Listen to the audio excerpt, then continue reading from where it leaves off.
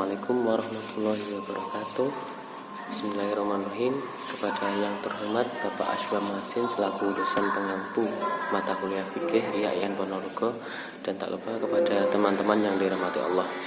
Jadi kami perwakilan dari kelompok 7 akan mempresentasikan materi tentang maqasid syariah. Langsung saja kepada pembahasan pengertian maqasid syariah. Kita kupas satu-satu pengertian dari maqasid syariah. Maqasid secara bahasa berarti kesulitan dan apa yang ditujukan atau dimaksud. Sedangkan syariah berarti sesuatu yang dibuka untuk mengambil yang ada di dalamnya. Dari dua pengertian tersebut dapat disimpulkan bahwa maqasid syariah merupakan suatu tujuan menuju sumber pokok kehidupan, yaitu kepada Allah Subhanahu wa taala. Sesungguhnya syariah itu bertujuan untuk kemaslahatan manusia di dunia maupun di akhirat. Pada tahap selanjutnya, perkembangan kajian maqasid syariah menyakup progres yang signifikan. Ada beberapa metode dalam mengkaji maqasid syariah ini. Pertama, melacak, mendeteksi, dan mengetahui keberadaan maqasid syariah. Itu tadi pengertian dari maqasid syariah. Selanjutnya adalah metode-metode dasar maqasid syariah yang akan dijelaskan kepada teman saya. Yang kedua yaitu metode dasar penetapan maqasid syariah.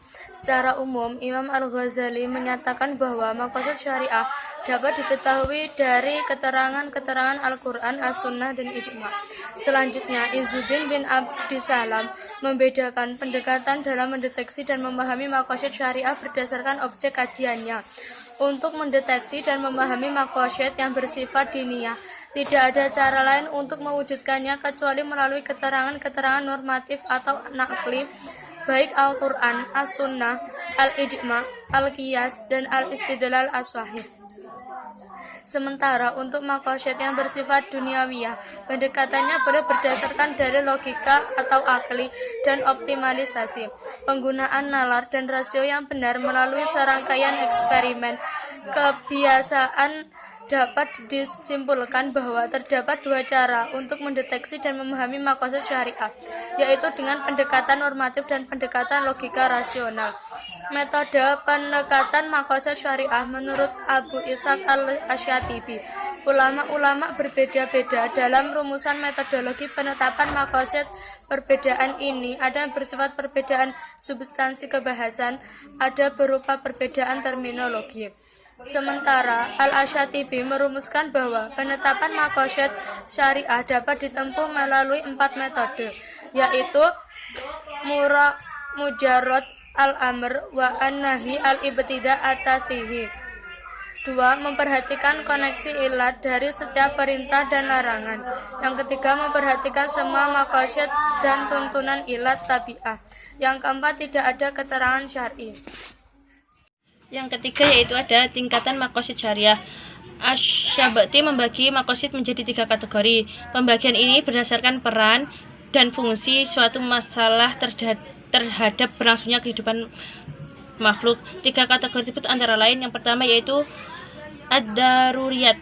Dari segi bahasa dapat diartikan sebagai kebutuhan mendesak atau darurat, sehingga dalam kebutuhan daruriyat, apabila kebutuhan ini tidak terpenuhi, maka akan mengancam keselamatan umat manusia di dunia maupun di akhirat. Yang kedua yaitu hajiyat. Hajiyat secara bahasa berarti kebutuhan sekunder. Apabila kebutuhan tersebut tidak terwujud atau tidak terpenuhi, maka tidak mengancam keselamatan, namun akan mengalami kesulitan.